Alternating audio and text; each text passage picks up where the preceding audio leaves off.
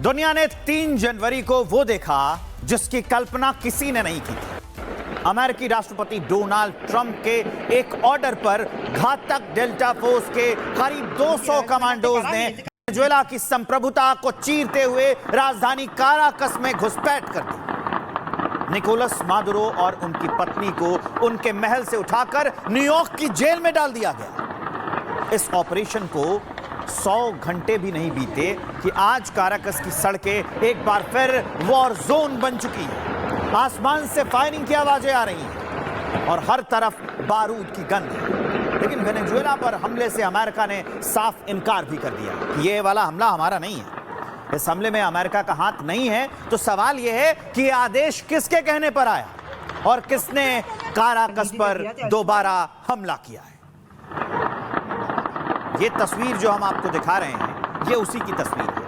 आप देखेंगे वेनेजुएला में एक ऑपरेशन हुआ, अभी वहां की स्थिति सामान्य नहीं हुई है। एक राष्ट्रपति वहां पर लाके बिठा दिया गया है, लेकिन उसके बाद ये दोबारा से हमले, जब पूरा वेनेजुएला शहर, माफ कीजिए, वेनेजुएला की राजधानी काराकस शहर जब डर गया है, सहम गया है रात को जब ऐसे अटैक होते हैं। तो दूसरी तस्वीर हम आपको दिखा रहे हैं डोनाल्ड ट्रंप की। डोनाल्ड ट्रंप ने यह कहा है कि इस हमले के लिए हम जिम्मेदार नहीं हैं, हमने ये हमला नहीं किया है। तो सवाल यह है कि आखिरकार जब डोनाल्ड ट्रंप इस हमले से इनकार कर रहे हैं, तो आखिर वो कौन शक्ति है, वो कौन ताकत है जिसने ये हमला कराया है? किस देश के कहने पर यह हुआ है? कौन लोग इसके पीछे हैं? काराकस फिर युद्ध का मैदान बना हुआ है। मीरा फ्लोरेस पैलेस के पास गोलीबारी, सैन्य ठिकानों के आसपास धमाके हुए, आसमान में एंटी एयरक्राफ्ट फायरिंग, कई इलाकों की बिजली काटी गई। काराकस के ऊपर ड्रोन देखे गए। वेनेजुएला का दावा है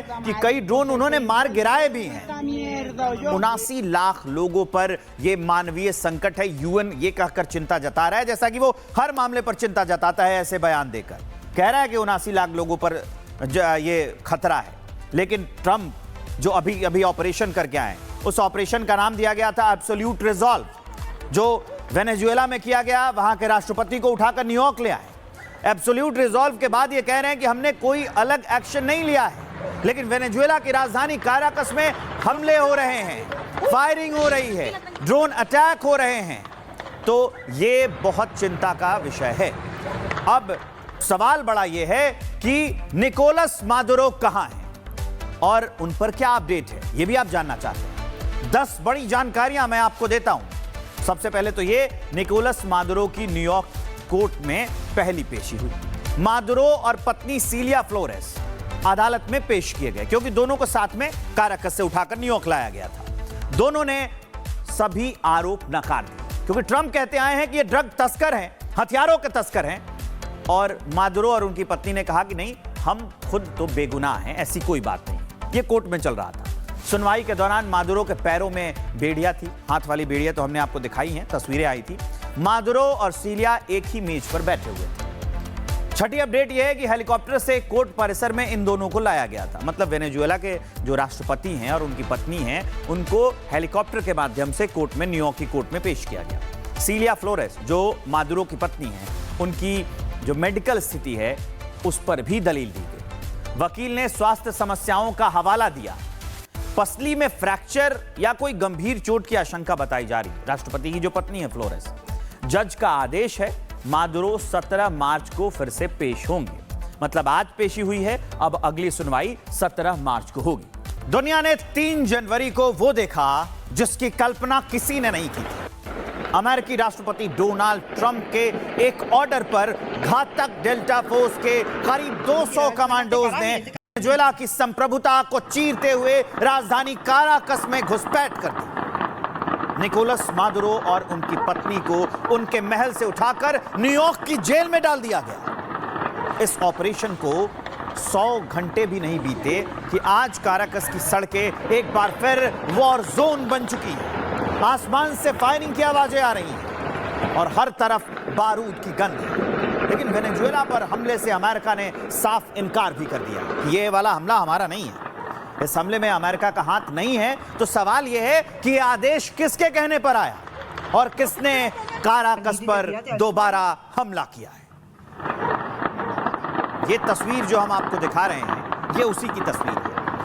आप देखेंगे वेनेजुएला में एक ऑपरेशन हुआ, अभी वहां की स्थिति सामान्य नहीं हुई है। एक राष्ट्रपति वहां पर लाके बिठा दिया गया है, लेकिन उसके बाद ये दोबारा से हमले, जब पूरा वेनेजुएला शहर, माफ कीजिए, वेनेजुएला की राजधानी काराकस शहर जब डर गया है, सहम गया है रात को जब ऐसे अटैक होते हैं। तो दूसरी तस्वीर हम आपको दिखा रहे हैं डोनाल्ड ट्रंप की। डोनाल्ड ट्रंप ने यह कहा है कि इस हमले के लिए हम जिम्मेदार नहीं हैं, हमने ये हमला नहीं किया है। तो सवाल यह है कि आखिरकार जब डोनाल्ड ट्रंप इस हमले से इनकार कर रहे हैं, तो आखिर वो कौन शक्ति है, वो कौन ताकत है जिसने ये हमला कराया है? किस देश के कहने पर यह हुआ है? कौन लोग इसके पीछे हैं? काराकस फिर युद्ध का मैदान बना हुआ है।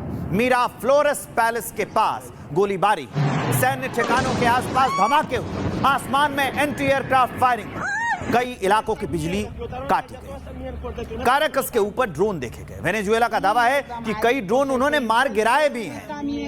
79 लाख लोगों पर यह मानवीय संकट है। यूएन ये कहकर चिंता जता रहा है, जैसा कि वो हर मामले पर चिंता जताता है, ऐसे बयान देकर कह रहा है कि 79 लाख लोगों पर ये खतरा है। लेकिन ट्रंप जो अभी अभी ऑपरेशन करके आए, उस ऑपरेशन का नाम दिया गया था एब्सोल्यूट रिजॉल्व, जो वेनेजुएला में किया गया। वहां के राष्ट्रपति को उठाकर न्यूयॉर्क ले आए।